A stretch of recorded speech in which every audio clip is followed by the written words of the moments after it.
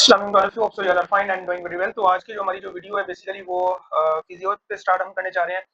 पीछे करके मुझे प्रॉब्लम हो रही है टेलीग्राम पर जो है वीडियो अपलोड करने की, वो 40 मिनट ऊपर हो तो वो क्या होता है कि वो अपलोड नहीं हो रही मेरी वीडियोस ना। तो मैं 2-3 बार ट्राई करता हूँ, लेकिन होता ये है कि वो दोबारा ना अपलोड हो जाती है, लेकिन वो एरर आ जाता है बार बार के दोबारा से रेट्री करो और फिर कोशिश करो। लेकिन वो बार बार करने से एक ऊपर से वीपीएन यूज करके करता हूँ तो वो वैसी स्पीड को कम कर देता है। तो वो कोई 500 MB की जो वीडियो होती है वो तकरीबन 2 घंटे लग जाते हैं अपलोड होते होते। तो वो जब एंड पे अपलोड हो जाती है तो रेट्री का ऑप्शन आ जाता है कि भाई अपलोड नहीं हुई, दोबारा रेट्री करो। तो मैं कोशिश करूंगा यार कि जो वीडियोस हैं वो आधे आधे घंटे की हो, इससे ज्यादा ना हो। तो आज हम स्टार्ट करते हैं अपनी वीडियो, जो कि हमारा हमने एम्ब्रियो एनाटॉमी कर ली थी। आज जो हम स्टार्ट करेंगे वो करेंगे रिप्रोडक्टिव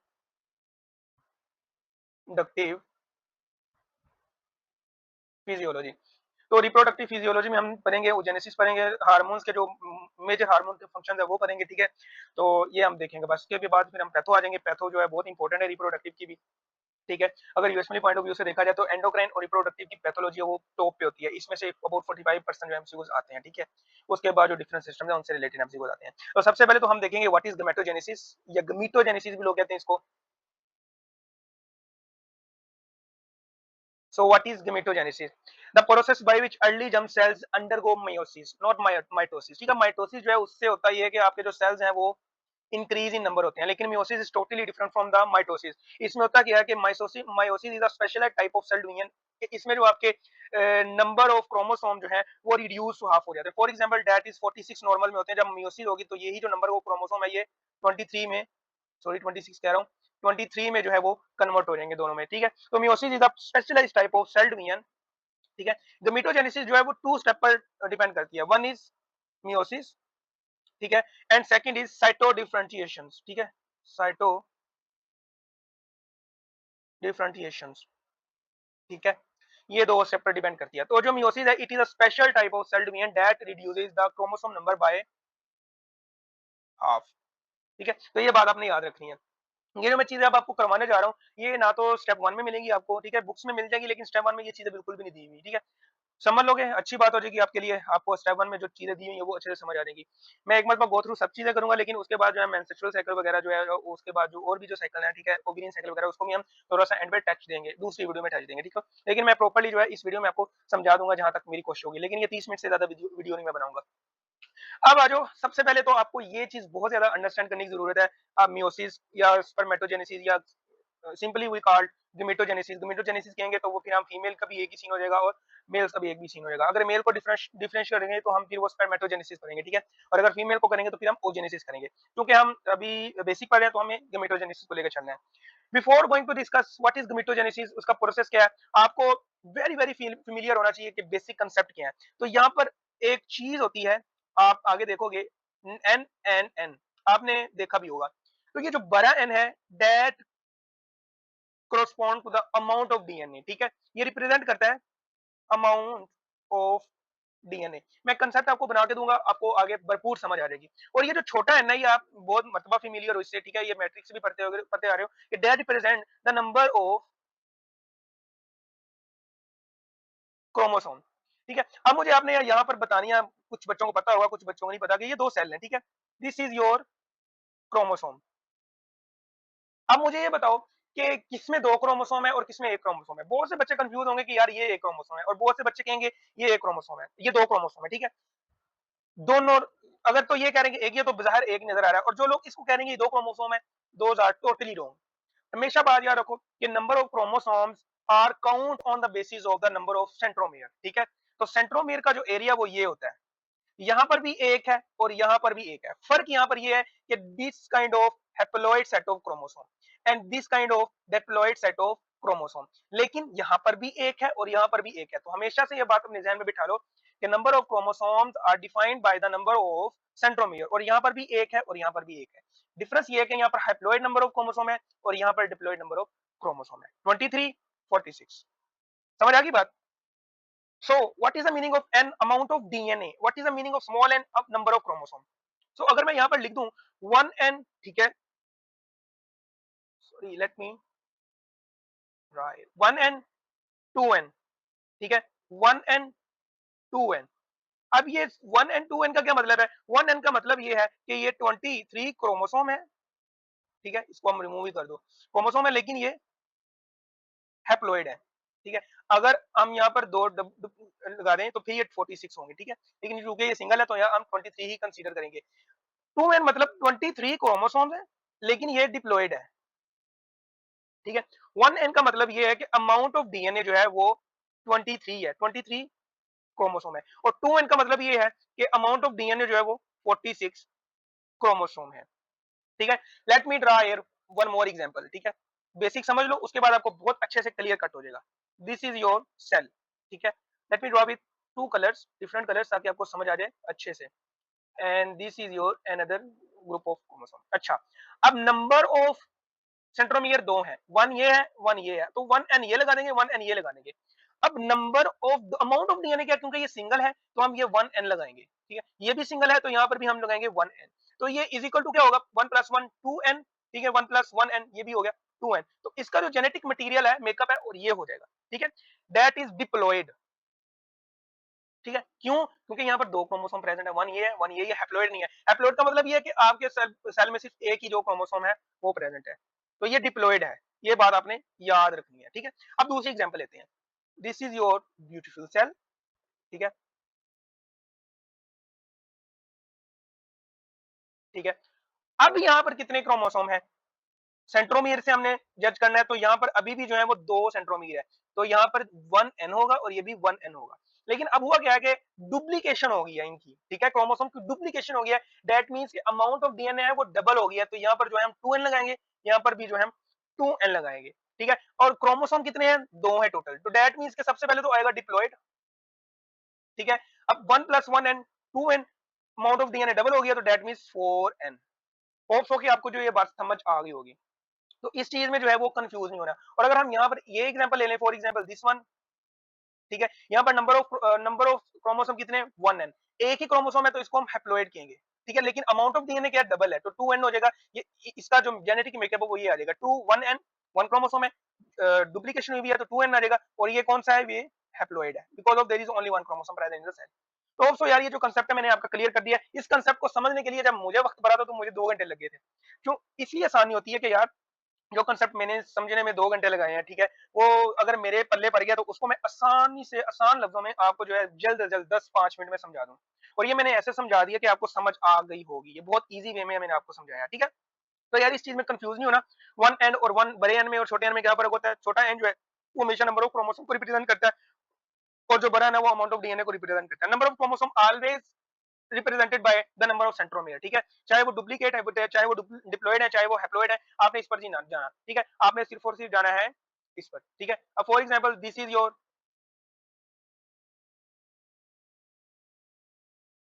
अब फॉर एग्जांपल ये जो सेल है आगे डिवाइड हुआ है, ठीक है, इसमें अब इसमें क्या हो गया, वन एन ये हो गया, वन एन ये हो गया, वन एन ये हो गया, वन एन ये हो गया, ठीक है।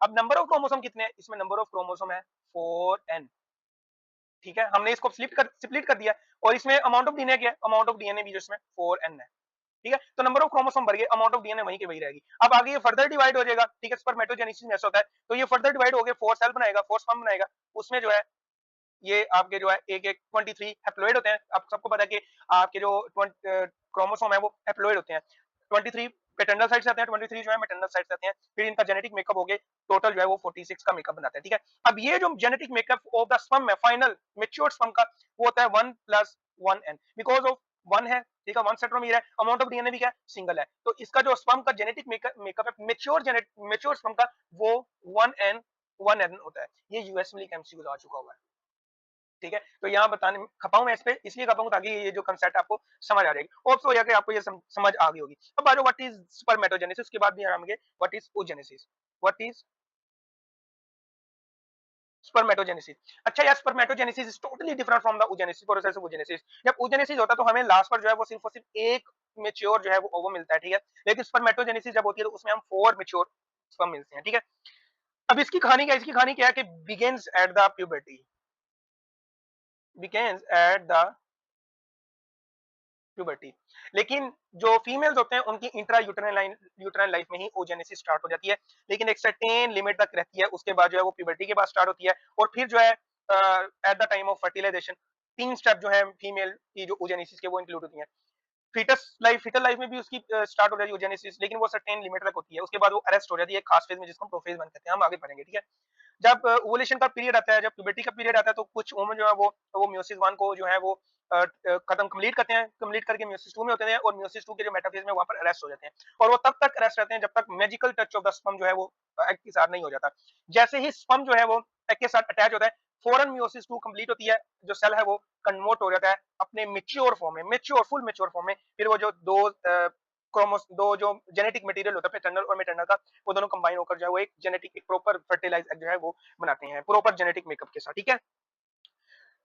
बिगिंस एट द प्यूबर्टी है, occurs in the seminiferous tubule, जो स्पर्मेटोजेनेसिस है, आपने हमेशा बात याद रखनी है कि वो कहां पर होती है, वो सेमिनेफ्रस ट्यूब्यूल्स में होती है। हमने पिछली वीडियो एनाटॉमी में देखा कि सेमिनेफ्रस ट्यूब्यूल्स के जो है वो तीन पार्ट होते हैं। वन इज जर्म सेल्स जो कि स्पंज बनाते हैं, ठीक है। वन इज सर्टोली सेल्स, ठीक है, जो कि एमआईएफ रिलीज करते हैं, मिलेनियन इनहिबिटरी फैक्टर, और the second one third one is Leydig cell जो कि टेस्टोस्टेरोन बनाता है, and testosterone helps in the formation of germ cells, ठीक है, मैच्योरेशन उसकी करवाता है। तो ये तीन सेल जो है आपके सेमिनेफ्रस ट्यूब्यूल्स में होते हैं, और ये बात आपने याद भूलनी नहीं है कि स्पर्मेटोजेनेसिस का जो प्रोसेस है वो कहां पर होता है, तो that is in the seminiferous tubules, ठीक है। और अप्रोक्सीमेटली जो है वो 64 डेज लगते हैं, ठीक है। और अगर आप लोग को ये डेज याद ना भी याद है तो आपने 2 मंथ्स को नहीं बोलना, कि 2 मंथ लगते हैं एक कंप्लीट स्पर्मेटोजेनेसिस के प्रोसेस को, ठीक है। क्योंकि हमारी बॉडी में जो पूल है स्पर्म्स का वो बहुत ज्यादा होता है, ठीक है। तो वन इजैकुलेशन डजंट मीन के आपका जो पूल है वो खत्म हो गया और दोबारा आपको जो है वो 2 मंथ्स रिक्वायर्ड होते हैं, ऐसा बिल्कुल भी नहीं होता।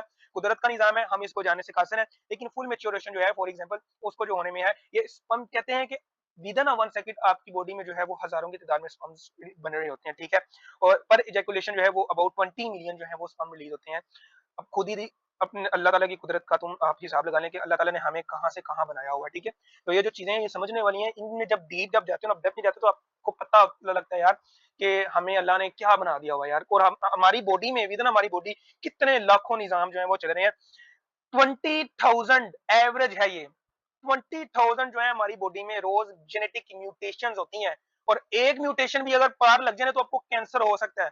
अब खुद ही हिसाब लगाओ कि उस म्यूटेशन को अंडर एस्टिमेट करने के लिए या उसको कैच करने के लिए हमारी बॉडी में अल्लाह ताला ने कितने ज्यादा जीन्स रखे हुए हैं, प्रोटेक्टिव जीन्स, प्रोटोकोजीन्स, लाइक P53। जब हम बेसिक पैथोलॉजी करेंगे, ठीक है, उसमें हम देखेंगे इंशाल्लाह कोशिश होगी वो भी स्टार्ट करेंगे। P53 is the guardian of all the genes, ठीक है, ये दादा वो होता है हर जीन्स का, और इसका काम ये है कि अक अक के आगे उसने कोई म्यूटेशन आ गई, उसने कहना है कि भाई जाके अपना काम ठीक करो। वो बार-बार अगर दोबारा म्यूटेशन करवाएगा तो ये उसकी अपोप्टोसिस करवा देगा वो, लेकिन उसको जाने नहीं देगा, क्योंकि एक मरतबा P53 जो क्या कहते हैं सर्च साइकिल होता है उससे गुजर गया तो वो कैंसर करवा देगा, ठीक है। और आप खुद ही हिसाब लगा लो, एक नॉर्मल बंदे में रोजाना की बुनियाद पर 20,000 एवरेज है ये कि म्यूटेशन होती है आपके डीएनए में।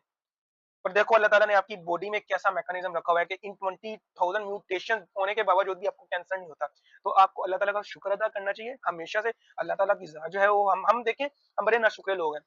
जब हम इस चीज़ को डेप्थ में पढ़ेंगे ना, डेप्थ में देखते हो, तो फिर आपको पता लगता है, रियलाइज़ होता है कि यार हम कहाँ-कहाँ पे नाशुक्रे लोग हैं अल्लाह के, ठीक है। हम छोटी-सी बात हो जाती है, हम मुँह बना के बैठ जाते हैं कि यार मेरे फलाँ बंदे के पास वो है, मेरे पास नहीं है।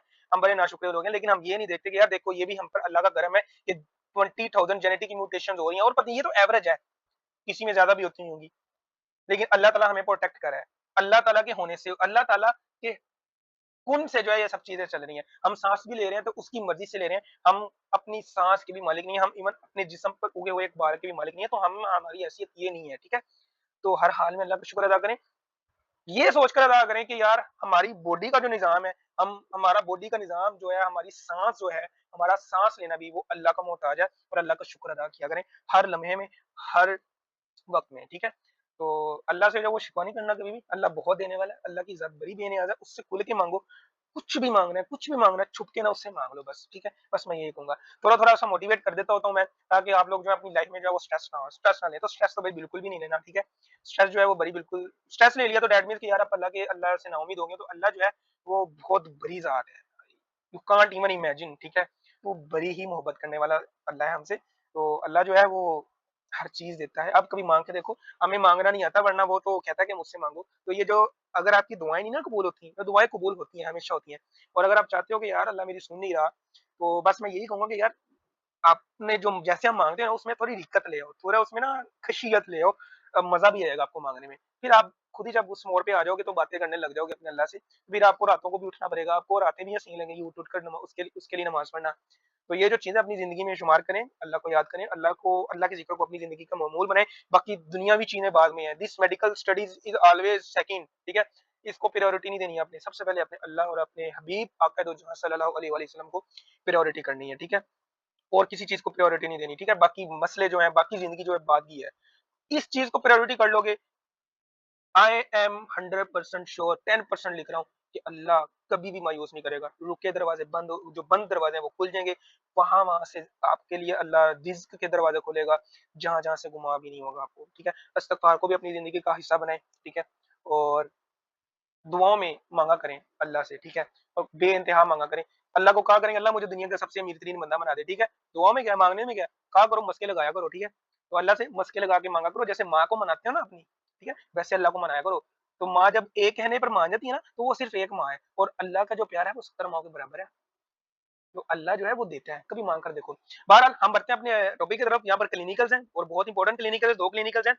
वो ये फर्स्ट क्लिनिकल ये, एक कार्टेगनर सिंड्रोम है, ठीक है। कार्टेगनर सिंड्रोम में होता ये है कि this is a syndrome of ciliary dyskinesia, ठीक है। इसमें आपका जो पल्मोनरी सिस्टम है उस वो भी इन्वॉल्व होता है। इसमें होता है ये कि जब आपको पता है कि आपकी जो म्यूकस है, जो आपके ट्रेकिया है, उसमें सिलियरी प्रोसेस होते हैं, वो डैमेज हो जाते हैं। और उनका फंक्शन क्या होता है, उनका फंक्शन ही होता है कि म्यूकस जो बनता है, म्यूकस का भी एक फंक्शन है कि वो बैक्टीरिया को ट्रैप करता है। और म्यूकस जब वो बन जाता है, तो उन सिलियरी प्रोसेस का मकसद ही होता है कि उस म्यूकस को जो है वो एक्सपेल्ड आउट करना, ठीक है, एक्सपेक्टोरेंट करवाना, ठीक है। इसलिए हम जो है बलगम बाहर फेंकते हैं, वो मकसद होता है। अब कार्टेगनर सिंड्रोम में क्या होता है, it is a syndrome of, इसमें होता है कि there is a impaired ciliary process, ठीक है। सिलियरी डिस्किनेसिया हो जाता है। और आपको, आप सबको पता है कि आपके जो स्पर्म है उसमें जो है वो टेल होती है, that is made of cilia, ठीक है, सिलिएटेड होती है, और ये यही हेल्प करती है आगे मूवमेंट में, ठीक है। और हमेशा बात करते हैं, साइंस कहती है कि जो स्पर्म है वो आगे इस तरह नहीं जाता, वो घूम घूम कर जाता है, ठीक है, स्पाइरल शेप में जाता है, इस तरह आगे जाता है, ठीक है। तो ये एक स्टडी थी, ये मैंने बता दी, जो मैंने इसके बारे में स्टडी किया हुआ, ठीक है। अब इसमें होता क्या है कि एक तो आपको पल्मोनरी सिम्टम्स होगी, बैक्टीरिया बिल्डअप हो जाएगा, मुकस जो है वो क्लियर नहीं होगा, क्लियरेंस नहीं होगी, तो वहां पर बैक्टीरिया ज्यादा बढ़ जाएगा, तो वहां पर क्या होगा, वहां पर इन्फेक्शन के ज्यादा चांसेस हो जाएंगे, ब्रोंकाइटिस हो सकता है, क्रॉनिक ब्रोंकाइटिस हो सकता है, ठीक है। ये क्या, उसके बाद इन पेशेंट्स में जो है वो स्पर्म की जो है वो इमोबाइल स्पर्म्स होते हैं। तो दैट मींस कि अगर इमोबाइल स्पर्म्स है, तो दैट मींस कि that lead to infertility, because of sperm move ही नहीं कर पाएंगे आगे, ठीक है। तो ये इन पेशेंट में देखने को मिलता है। तो ये जो है बात याद रखेंगे, व्हाट इज कार्डियक सिंड्रोम। अगर तो पेशेंट आ जाए इनफर्टिलिटी, वो इस तरह का पेशेंट, इस तरह बता सकते हैं कि पेशेंट आया, ठीक है, 30 ईयर्स ओल्ड उसकी एज है, ठीक है, उसको सिम्टम्स है, कफ करता है, उसको इन्फेक्शन भी हुआ है चेस्ट का, ठीक है, ब्रोंकाइटिस है, ठीक है, स्पायरोमेट्री ली हमने, ब्रोंकाइटिस है। अब वो इस तरह के डाल सकते हैं कि वो पिछले 2 साल से वो अपने पार्टनर के साथ कंसीव करने की कोशिश कर रहा है, इसके पार्टनर के जो टेस्ट हैं वो बिल्कुल क्लियर आ चुके हैं, लेकिन अब लेकिन उनको जो है वो क्या कहते हैं कि सक्सेस नहीं मिल रही, ठीक है। और वो फिर बताएगा कि जब मेल का टेस्ट करवाएगा तो उसके जो स्पर्म काउंट देखा, स्पर्म काउंट बिल्कुल परफेक्ट था, लेकिन देयर आर इमोबाइल स्पर्म्स, ठीक है। What is most likely diagnosis, तो ये कार्डियक सिंड्रोम है। देखो मेरा कोशिश ये होती है कि मैं आपको साथ साथ जो है वो समझा दूं कि किस तरह का केस आ सकता है, तो वो मैंने आपको समझा दिया व्हाट इज कार्डियक सिंड्रोम, ठीक है। अब आज एक कंडीशन है सिस्टिक फाइब्रोसिस। यार ये सिस्टिक फाइब्रोसिस ना, ये बड़ी गंदी चीज है, ये पूरी बॉडी की, ये पूरी बॉडी को डैमेज करती है, आपकी आंतड़ियां, ठीक है, इंटेस्टाइन वगैरह उसको भी डैमेज करती है, हर चीज को डैमेज कर देती है, आपके फेफड़ों को डैमेज कर देती है। अब इसमें होता क्या है, इसमें होता ये है कि it is a multi organ disease, ठीक है, लेकिन इसमें जो है इनफर्टिलिटी होती है, इसमें भी इनफर्टिलिटी होती है, लेकिन इसमें जो स्पर्म जो है उनकी मोबिलिटी जो है वो नॉर्मल होती है, बट नॉर्मल स्पर्म मोबिलिटी, ठीक है। लेकिन अब होता क्या है कि इनमें, इन पेशेंट में जो है वो वाज डिफरेंस जो है एब्सेंट होती है, ठीक है। अब जब आप देखोगे 7 अप जो है, 7 अप, ठीक है, सेमिनिफरस ट्यूब्यूल्स, वहां पर ही आपकी स्पर्म की प्रोडक्शन हो रही है। एपिडिडिमिस, ठीक है, आगे आगे वाज रेफरेंस, स्पर्म की प्रोडक्शन बिल्कुल ठीक हो रही है, एपिडिडिमिस भी है, लेकिन अब एब्सेंट वाज रेफरेंस है, जब यही एब्सेंट है तो स्पर्म आगे जा नहीं पाएगा, दैट मींस कि इजैकुलेशन नहीं होगी। तो स्पर्म्स है, ठीक है, लेकिन वो जो है वो इजैकुलेट नहीं हो रही, ठीक है, क्यों, because of there is absent was reference, ठीक है। तो that is the case of cystic fibrosis, ठीक है। ये हो गया आपका स्पर्मेटोजेनेसिस रिलेटेड। अब आ जाओ oogenesis, व्हाट इज oogenesis, ठीक है। इट इज अ प्रोसेस, ठीक है, in which female oogonia are being to perform कह रहा हूं, उन्होंने कौन सा डांस करना है, ठीक है। oogenesis जो है वो स्टार्ट हो जाती है ड्यूरिंग द फीटल लाइफ, ठीक है। oogenesis start during the foetal life.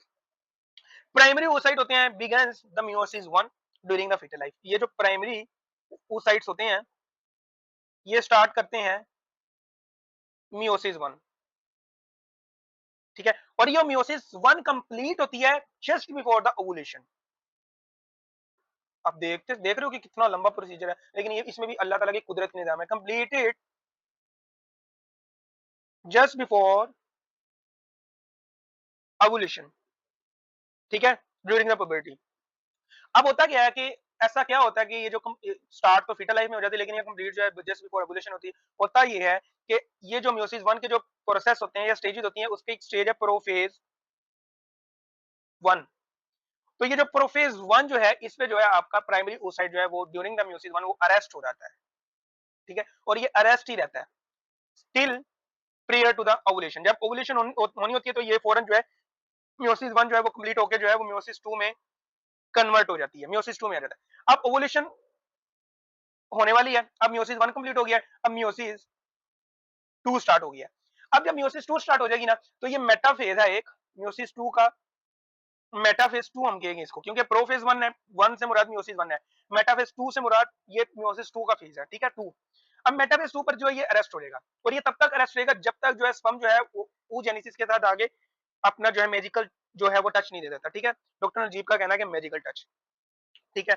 अब जब जो है स्पर्म जो है वो अटैच होगा वाया जोना प्लेसूडा, एक आउटर कवरिंग ऑफ द ओवुनिया होती है, उसको हम जोना प्लेसूडा कहते हैं। अब जैसे ही जोना प्लेसूडा के साथ अटैच होगा, this is your sperm and this is your egg, होगा क्या कि एक रिएक्शन होता है जिसको हम cortisol reaction, I think cortisol reaction कहते हैं, ठीक है। अब इसमें होता है क्या कि ये ऐसा रिएक्शन होता है जो कि आपकी जो डिफरेंट, आपको पता है कि स्पर्म जो है वो मिलियंस ऑफ में रिलीज होते हैं, ठीक है। तो इसमें होता है कि सिर्फ एक ही स्पर्म में मिलना होता है। पॉलीस्पर्मी होगी तो डिफेक्ट करवाएगा वो, ठीक है। आगे हम डिफेक्ट करेंगे पॉलीस्पर्मी के भी, ठीक है। लेकिन अब जब ये अटैच हो जाएगा तो होगा क्या कि एक रिएक्शन करवाएगा, कोर्टिकल रिएक्शन करवाएगा, जो कि एक बाकी स्पर्म्स के लिए इस वाल को जो है वो इम्परमिएबल कर देगा, ठीक है। तो ये जो स्पर्म है ये अंदर जाकर फीमेल के जो जेनेटिक मेकअप है उसके साथ मर्ज होगा और न्यूक्लियस में और फर्टिलाइज हो जाएगा, ठीक है। अब यहाँ पर जो है वो दो क्वेश्चन यूएस मिली से रिलेटेड वो आते हैं, एनआरई में रिलेटेड वो एमसीक्यू ऐसा नहीं है। जो फीमेल्स होती है ना 35 एज की या उन 30 जो ज्यादा ओल्डर होती है 30 अबव होती है 35 में 35 एज की, उनमें ज्यादा चांसेस सिंड्रोम के, डाउन सिंड्रोम के या डिफरेंट इफेक्ट होते हैं बच्चों में। वो क्यों होते हैं? उसकी एक रीजन ये है कि there is a prolonged period of arresting of क्या कहते हैं उसको, मियोसिस 1, ठीक है, प्रोफेज, ठीक है। एक एमसीक्यू आएगा, ठीक है, व्हाई दिस हैपेंस, आता नहीं है लेकिन यूजुअली में आया हुआ है, अब चाहे ना आए लेकिन आया हुआ है ये। उसमें होता ये है कि आपका जो प्रोफेज 1 होता है ना, जब आपकी मियोसिस 1 स्टार्ट होती है तो प्रोफेज 1 में जो प्रोलॉन्ग्ड पीरियड जो है वो गुजर जाता है, ठीक है, जिसकी वजह से जो है वो एरर आ जाते हैं, एरर लाइक नॉन डिसजंक्शन, ठीक है। अब मियोसिस प्रोफेज 1 कंप्लीट होगा, ठीक है, ठीक है। अब ये जो है वो डिफरेंट में कन्वर्ट हो जाएगा, ठीक है। अब ये जो है 1 जो है oogenesis में होता है, लेकिन ये जो बाकी 3 जो है ये जो है ये प्राइमरी सेकेंडरी बॉडीज होती हैं, ये प्राइमरी बॉडीज हो जाएंगी, ठीक है। तो प्राइमरी बॉडीज होती हैं या सेकेंडरी बॉडीज हैं, उनका बनना इसलिए भी जरूरत है कि जो एक प्रॉपर जो एक एग होता है उसमें साइटोप्लाज्म के वॉल्यूम को रिटेन करना था, नॉर्मल करना था, और जो उसका एक्सेसिव जो साइटोप्लाज्म होता है उसको हमने बाहर निकालना होता है, वो भी किसी तरह निकालना होता है ना। तो वो जो पोलर बॉडीज बनती है उसमें जो एक्सेसिव साइटोप्लाज्म होता है वो होता है, ठीक है। तो इसलिए ये जरूरी भी है। एक ही हो गया। एक क्वेश्चन ये आता है कि जब ये कॉर्टिकल रिएक्शन होता है तो ये किसकी वजह से होता है? तो आपने यहाँ पर बात याद रखनी है कि ये कैल्शियम आयंस की वजह से होता है। बहुत इंपॉर्टेंट है ये बात, ठीक है, यूएसएमएल पॉइंट ऑफ व्यू से भी, और मे बी एनआरई का भी इसमें से एमसीक्यूज आ रहा है, ठीक है। तो ये जो पॉलीस्पर्मी को प्रिवेंट करता है उसमें जो आयन जो है वो रिक्वायर्ड होता है, वो कैल्शियम आयन जो है वो रिक्वायर्ड होता है, ठीक है। ये बात आपने याद रखनी है। अच्छा, अब होता क्या है कि इफ फर्टिलाइजेशन डजंट हैपन, ठीक है, अब जो बेसिकली जो अच्छी हाफ लाइफ है ना एग की, हाफ लाइफ कह रहा हूँ, जो लाइफ है, ठीक है, वो 48 आवर्स होती है। वो अच्छी नहीं कह रहा, टोटल जो है वो 48 आवर होती है, लेकिन जो बेस्ट है ना वो 24 आवर होती है, ठीक है।